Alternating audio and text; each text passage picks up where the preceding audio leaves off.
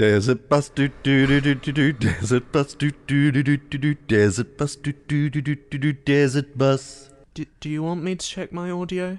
Is that a thing that Yes, needs doing? please give me your audio. Great. Here is my audio. Colin had a problem and a microphone to spare. Thomas took it up and so the podcast went to air. For weeks and months they trolled through every single DVD. They've unwrapped all the ones they can and now they're cellulose free. Now they're cellulose free. Hello, dear listener, and welcome to Cellulose Free. My name is Colin, and with me, as always, is my fellow film watcher, compadre and son, Thomas. Hi, hello. What have you been up to? Well, Desert Bus finished and ran slightly over quote-unquote schedule. Right. The way that it works is that the first hour costs $1, and the next hour costs $1.07 on top of that, and then another 7% every hour that goes on. And so by the amount that we raised, it should have run for 166 hours, so just a couple of hours short of 2 weeks. Mm-hmm. Sorry, 1 week. I was going to say that didn't add up in my head. It's been a week. And it was a week. Yeah. And it ended up running 167.5 hours, partly because things were scheduled in such a way under the assumption that we would get past 166 to maybe 167 or 168. But as it turns out, the world is a mess, and we didn't quite raise as much as last year. But that's okay, because we still raised $1,134,650.73, which is an awful lot of money. And that's in greenbacks. Yes, that is in US dollars. Yeah. Which is to say, quite a few more. Quite a few more than... More. Yes. Yeah? No. No. Yeah. Yeah. It was a goodly amount. It was a goodly amount. Don't get me to maths right now. And there are perhaps some lessons to be learned about scheduling, but none of them are relevant to me, because I don't actually have to worry about these things. Right. You don't go to the debrief. No. I show up and I throw things into a spreadsheet, and then a little while later, a challenge coin arrives in the mail.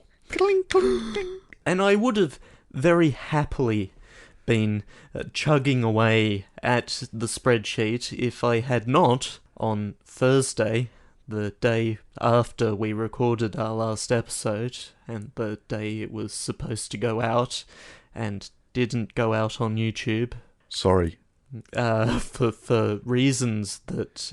Yes. I had a terrible, terrible migraine, and that basically sucked the energy out of the rest of my run. It was most unfortunate, and I wasn't really in a position to step in for the YouTube bit or for the Hi Hello Productions Twitter post. Fortunately, I had done the cover art the night before. Yes. I could have, at a stretch, done that with a couple of crayons and a... Mm-hmm. So is it up on YouTube now? It is up on YouTube right, now. Good. It's gone up there. Good. And I've done my usual run around the block, but... Excellent. But that was a mess, and now it isn't. No migraine now? No. Anything else you've been up to? Well, I've seen some films. Some films? Some films. I knew of one.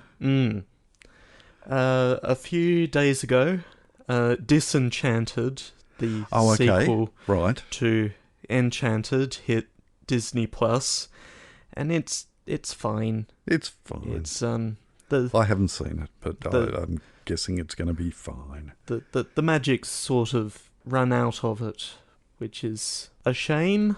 Yeah, because there was enough magic to keep the first film going. But not hugely surprising for what is. I mean, I know it's on Disney+, but it's essentially a direct-to-TV sequel. So, what you gonna do?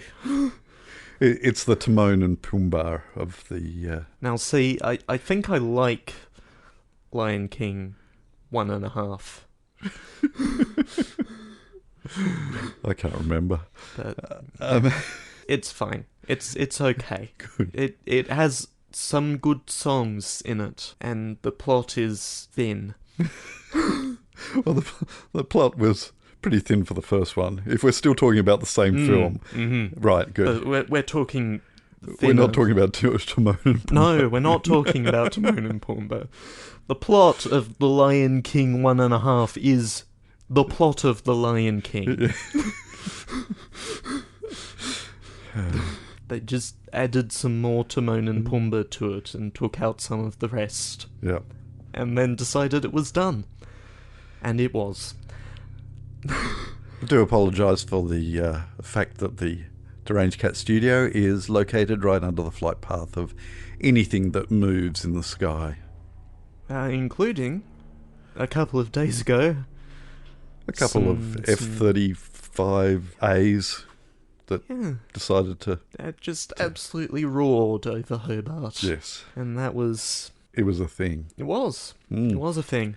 Last night, I finally cracked open my copy of Everything Everywhere All at Once. Oh, really? You watched that without me? I did. Wow. I did. We can watch it together. Good. At some point. Excellent. Not on this podcast. And it took a bit to get to me, but Right. the second part definitely got through, and I enjoyed the film. Good. So that was good. And then earlier today, During our power outage, which didn't happen. it didn't. No. Spent all day looking at the microwave clock, waiting for it to blank out, because we received a card in the mail a couple of weeks ago saying there is a critical power outage occurring on this date between these hours due to... And it's orange. It's orange, so you know they're not messing around. the replacement of condemned power pole. Well, they managed to replace it completely without disconnecting the power. Great. Yeah. Meanwhile, I was standing there looking at the clock, and it didn't happen. All day. In an attempt to avoid this absolutely guaranteed power outage, which would have completely sucked any productivity that might have been in the day, I went out to the cinema and I watched the first showing of the limited release of Netflix's sequel to Knives Out, Glass Onion, which was good. I enjoyed it. You did? It was a good time. Well worth a watch then. It was. Okay. And it will be well worth a rewatch in a month's time when it actually hits Netflix. Right. So they show it for a week at the cinema, Mm-hmm. and then you've got to wait another 3 weeks Yeah. before it actually hits Netflix. Apparently, they're sort of making a push towards doing more cinematic releases of their original films. Is there still legalities as far as Academy Awards and things like Yes. that? Yes. Okay. Still has to be... I think they've slightly broadened the cities that you could show in order to be eligible. Right. But it's... the Academy has a stick up the butt. Yep. Yep. They always have. Okay. So that's worth a watch. I shall look forward to watching that in 4 or so weeks' time. Yeah. Anything else? No, as far as I am aware, and I may not be particularly aware, that is all I have to talk about right now. All right. It's been a week. As for me, yes, apart from standing in front of the microwave, watching the clock, and waiting for the power to get sucked out of our power tubes, didn't happen. And kudos to the power company for actually pulling it off. We are... Good on Tas Networks. The reason it was in orange is that this address is flagged as a critical power because there is a life support machine located in this house. Yep. So the fact that it only gets used at night is somewhat irrelevant. But yes, we're in the system as being a power critical residence. So they were making sure that they were dotting their I's and crossing their T's and giving us plenty of warning. Wouldn't want you dying in your sleep in the middle of the day. Well, they don't know that. No. All they have is there's a life support machine.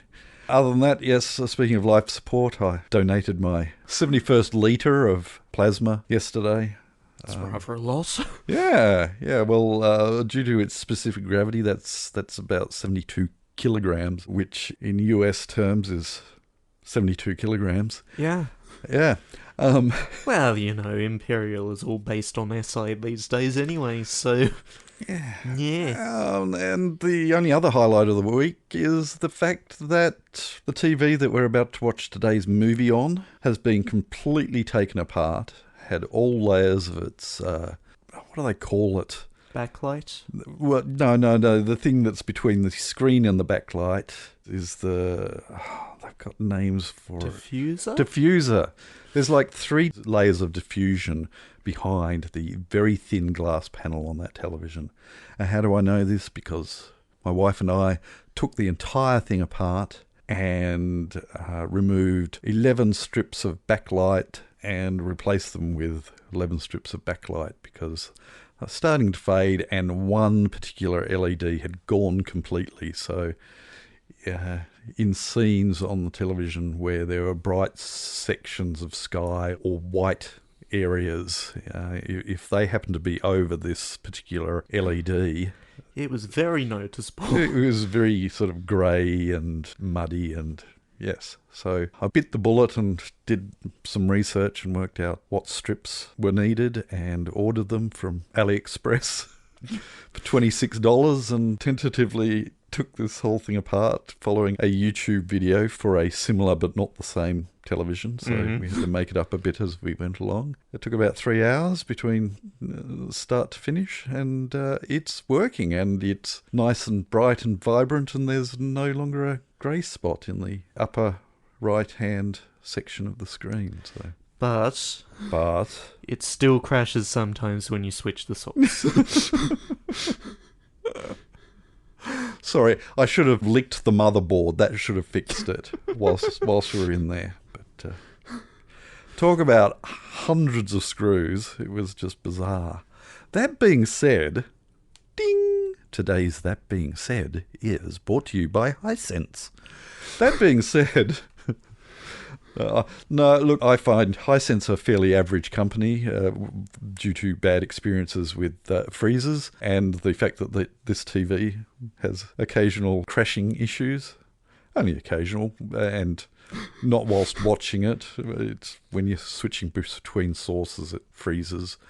But the fact that it could actually be taken apart and I could order parts for it at a decent price, a very, very ridiculously decent price, and change it all over in home is pretty impressive. None of this John Deere or Apple, every single component is chip coded so that you can't just swap things in and out, otherwise it doesn't work or spits out messages on the screen saying unauthorized or unrecognized. Now, the problem with Apple isn't chip coding. It's everything is so tightly packed in and screwed the worst possible... But it is still also chip coded. Right down to like fingerprint sensors, the camera units. You can't just swap out a camera unit unless you're an official Apple repair agent that has the secret sauce to sprinkle over the back of their Apple products. It will throw up a code saying... You can go onto YouTube and there's a guy who buys 2 new devices and takes the camera unit out of one and sticks it in the other, and it immediately says, no, unrecognized device. So, yeah, Apple's terrible at it, and they're slowly trying to change the laws in a Australia and around the world, I believe, to make it a little easier for people and third-party companies to actually service devices, because it's just wrong. Anyway, I'll get off my high horse here. And in other Apple news, they have to switch over all their connectors to USB-C. yes, Because the EU. huzzah, and good. Lightning plugs, bane of my existence when I was selling things, because, those also have a little chip in them that third-party companies, if they don't hack that, you'll get messages on your device saying, I don't recognise this cable as being legit. Anyway, they won't be able to do that anymore. Oh, look, we've gone on for way too long here, and we've got a fairly long movie to watch. I think at some point I picked up an El Cheapo 3-pack of cables from Kogan, and that lasted me for the remainder of the life of the device, so... Oh, yes. Over the years, third parties managed to work out the chip, but it's crazy. Crazy stuff.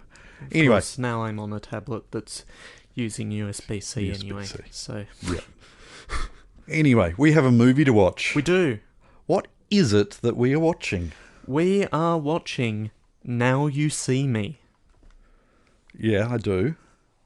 Which was not followed up with a film titled Now You Don't. They really did miss an opportunity there, because they did make a sequel. And they're making a third film. Oh, are they? Yeah. Okay. They'll get there eventually. We haven't heard much about it, but it has a director and a screenwriter attached. But anyway, that's neither here nor there. It's there, though. I've bought it up on Stan. Now I see it in 2 places. Yes. Because I had also brought up the description on my tablet. Anyway, yes. The description as provided by Stan. Yes. Who probably did not write the description. No, but it is more succinct than what you read last week, I think. 4 talented magicians mesmerize an international audience with a series of bold and original heists, all the while pursuing a hidden agenda that has the FBI and Interpol scrambling to anticipate their next move. Right. That's what we're watching. Thomas has no case to open. No disc to put in the machine. I'm just going to hit play. Actually, I'm going to turn the amplifier on first. We're going to watch it, then we'll come back and talk about it. So we shall catch you on the flip side. Turn to side B, then back to side A, and it's gone. No, we're switching to the Joker and the Ace of Spades.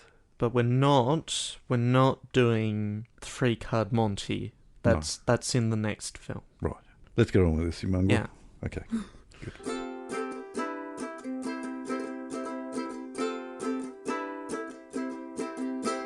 So, what did you think? So, I'm not sure it's a particularly groundbreaking or even particularly good film, but it is fun, and it grabs me in a way that spectacle films usually don't. Fair enough. I'm curious. How does National Treasure grab you? I do enjoy National Treasure.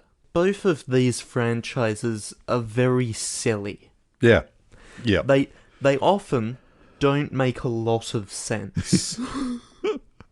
I'd forgotten, actually, how many places this didn't make a lot of sense. And somehow I am okay with this. Right. It's the right amount of silly for me. Uh-huh. I feel less so about it.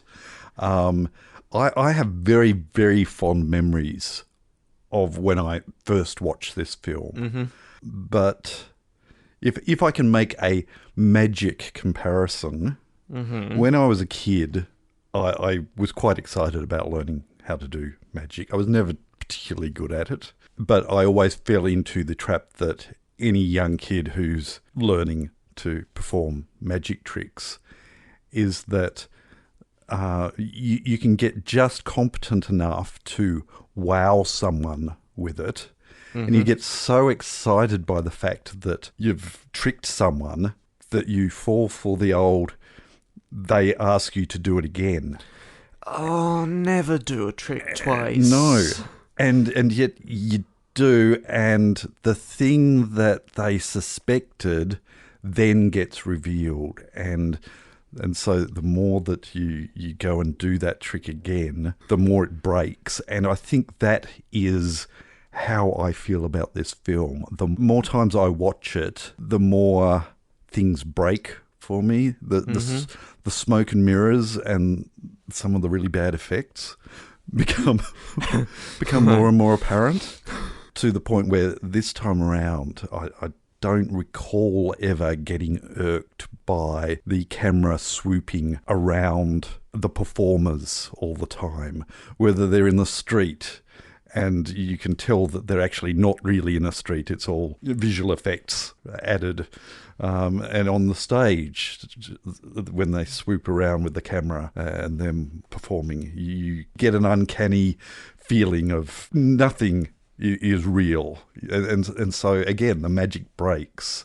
So for me, this has been a viewing of diminished returns, whereas I could watch, I say that I could watch National Treasure quite a few more times before that smile starts to droop a bit.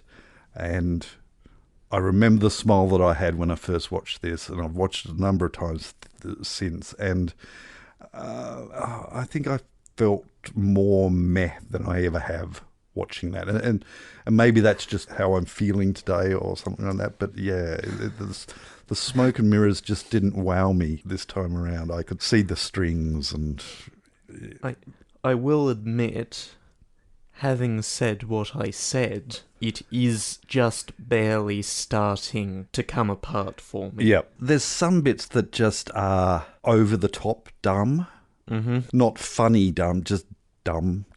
The cards at the end where they get folded together and in front of the tree, that was just dumb. And you could feel a collective moan, I think, in the room. Again, Daniel watched today, and I think it broke for him at that point. I don't know really how he was feeling for the rest of that film, but at that point there was a groan, and I was groaning inside too, and I think you were too. The trouble that these two films, to be clear, both Now You See Me and Now You See Me Too, is that they fall into, on particular occasions, just doing an impossible thing. Yeah. And expecting you to take that in. Yeah. It's an impossible thing that isn't so much as being, this is part of our act or anything like that. It's just, it's world breaking. It steps over the line of, all through it, things that they're doing are an illusion. But then there's other things that don't get explained like that. But they're really careful at the beginning with the dry ice bit on the floor, explaining that, hey, that's how it's done. But then they have the world breaking of the holographs in the mist of the dry ice. Just overstepped the line for me there as well as those cards. 3D holograms with lasers. Which is sad because that was right after they had what can be terribly cliched introduction of the heist characters. It is basically a heist movie. But it's probably one of the best and smoothest and succinct introductions of the various elements to this gang of heist members. And I really, really enjoyed that sequence. And then you go straight into, back to that is the entering the room and then having the 3D holograph projectors. Again, it could be that I'm Mr. Grumpy today, but that just didn't work for me. It broke the mood that I was just enjoying that first part of the movie and feeling like, yeah, I am going to enjoy this. And I did, Don't get me wrong, I did enjoy this movie, and fortunately my memory failed me enough times that I couldn't remember a lot of what happened, but the main thing I remember is this worked so much better for me once upon a time. I will say it's a very well-paced film. Yes. It doesn't dwell on anything too long. It gets from point A to point B to point C to point D, and all the way through at just the right pace.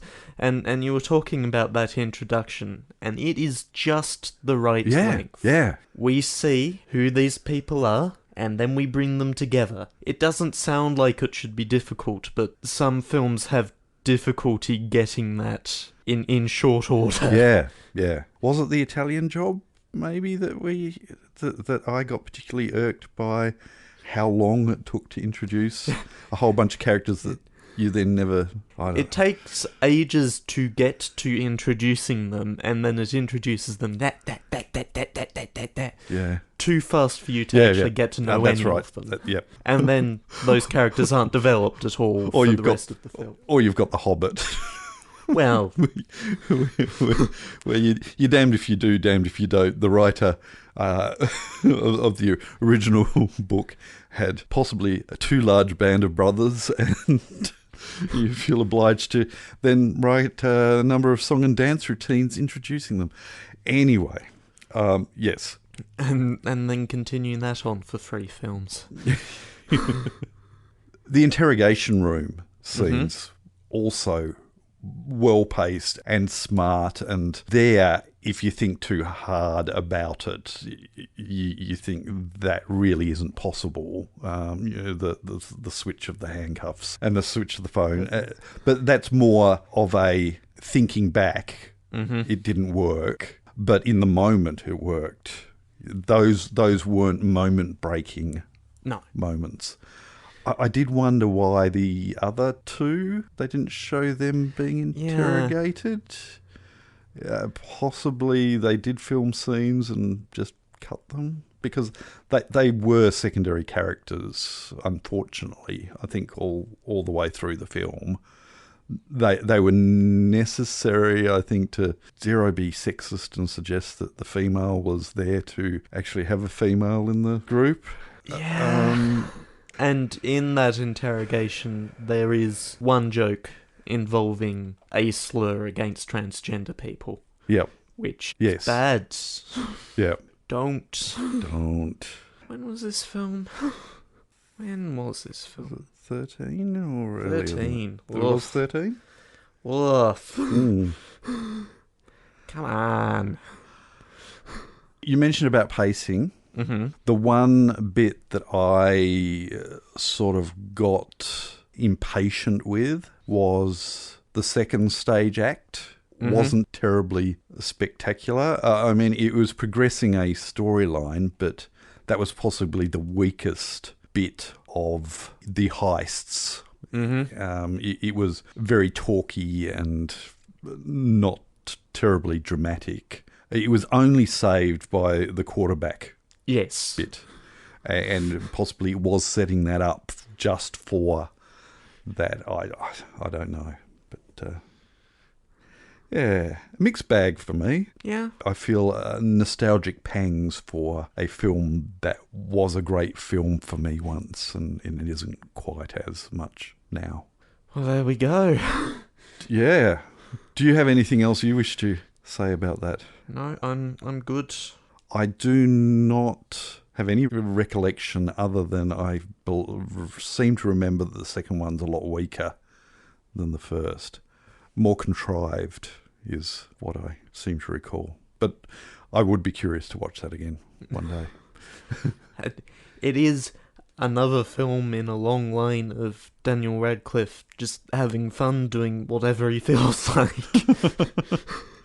Jeez, that shows exactly how much I do not remember the film. I'd forgotten Daniel Radcliffe was in it. All right. Well, if you've got nothing else to say about that, I do not. Then we shall move on. The following segment needs a little more time in the oven. It's done now. And we will start over on YouTube. Oh, somebody spoke to us on YouTube, did they? Yes. Did they? That was nice of them. Hi, Dunkel. Welcome back. Thank you. Hi, Colin, I'm back. Hi, Dunkel. This time in YouTube light mode. Bing.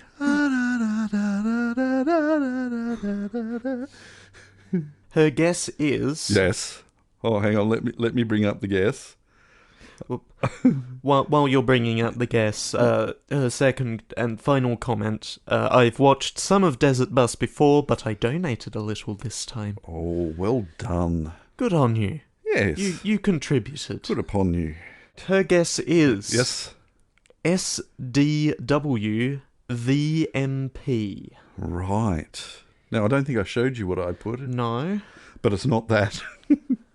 No, it's not. No, I'm anything if not inconsistent. And I'm just checking now to see if it's time to reveal it or not, because I can't remember if Entwasferatu actually submitted a guess. Ah. I know he sent in a comment before I had put up my marketing post because, again, I had a migraine and Yep. couldn't do anything. Yep. He says he doesn't provide a guess. Right. He says, I see that I am 100% on giving Thomas and Colin questionable movie selection advice. I'm sorry.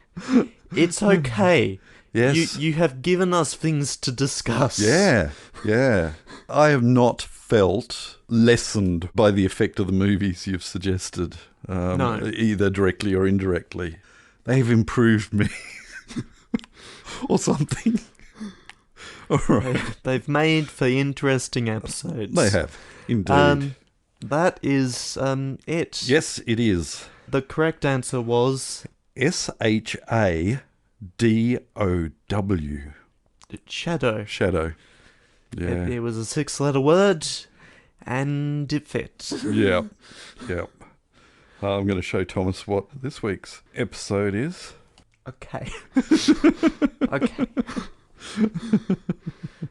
Well, This may be an uphill battle. it might be, indeed. Who can say? All right. Well, thank you, everyone, for contributing to our podcast. We hope you can join us next... Oh. No. All right. Let's move on. Pick a film for next week so we can go to bed. It's your turn It is my turn. to provide our very fifth last Our very episode. fifth last episode. All right. I shall bring up the... Very fifth last regular episode. Yes. Yes. Yes. Excluding No. the specials No. and the... Not closing any doors here. Oh, speaking of which, something happened this week and I thought, wouldn't it be cool to do a little mini-series just reviewing this set of movies? And I can't remember what they were. Oh dear. Yeah, I know. Isn't that shocking? All right. I sometimes have trouble remembering these sorts of things too, and I should probably write them down as they come up, but don't. All right. I've shooken the phone from selecting from my 3. I actually had to shake it twice because it came up with the Christmas special. Mm-hmm. And we don't want to do that quite yet. Okay. So no particular preference for your last one then, No. which will be the last one on this podcast. Wow. I get the lucky last. I hadn't thought about that. You do. However, this week, we're watching a movie made in 1989. Uh-huh. You haven't guessed what it is yet? No. Oh, okay. No, I can't remember what I've seen of your list. All right. Here we go. In this thrilling underwater action adventure from writer-director James Cameron, Titanic, Terminator 2, Judgment Day, and Aliens, a civilian oil rig crew is recruited to conduct a search and rescue effort when a nuclear submarine mysteriously sinks. One diver, Ed Harris, soon finds himself on a spectacular odyssey 25,000 feet below the ocean's surface, where he confronts a mysterious force that has the power to change the world or destroy it. Mary Elizabeth Mastrantonio and Michael Biehn co-star. Gee, I read that really bad, but that was really badly written, so... No, I'm not getting it. No, because I actually changed one of the three last films. Right. So Uh-huh. I swapped out something for this one. Because I don't think you have seen this. Uh-huh. It is a James Cameron's Avatar. No. It is James Cameron's The Abyss. Right. That is what we're watching. I next cannot week. remember if I have seen this. Uh-huh. Now that you've said The Abyss, it does sound vaguely familiar, but... Yeah, I can't remember whether you've seen it or not. But we will find out next week. When we watch The Abyss, we hope that you can join us when we do so. But until then, we'll catch you next time. Bye. You have been listening to Cellulose Free. Your hosts were Colin, who produces and edits the show, and Thomas, who makes the artwork and music. Cellulose Free is recorded in the Deranged Cat Studios in scenic Tasmania, Australia. We keep track of our extensive physical media collection through My Movies, which we highly recommend. You can find links to that, as well as other places you can find us in the show notes. Cellulose Free is a Hi Hello production.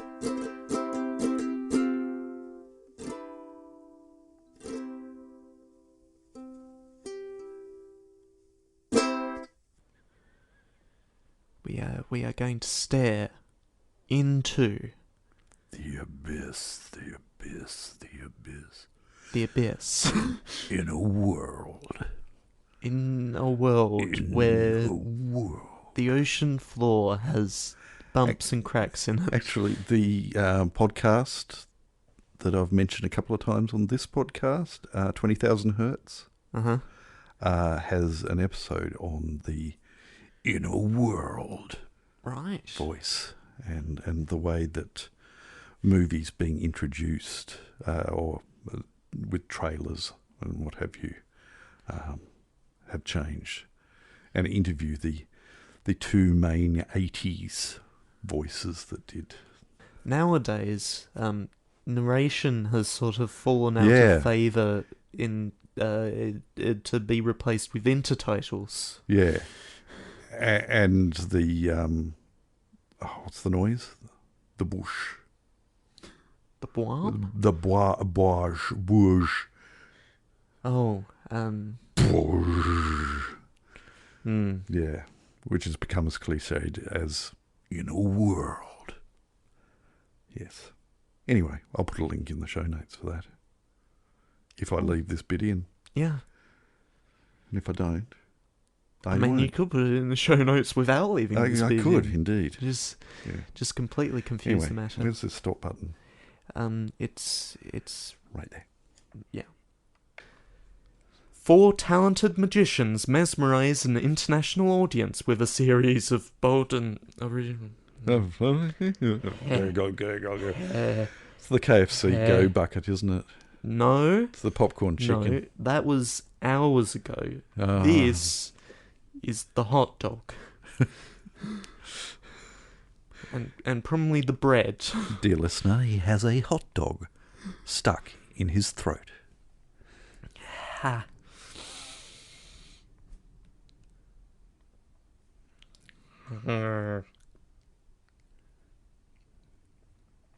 Come on.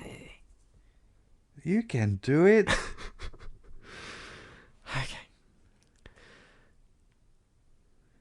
No, there's just a bubble of air right there. And it's not going anywhere. And it's very uncomfortable. Bubble of air right there, not going anywhere.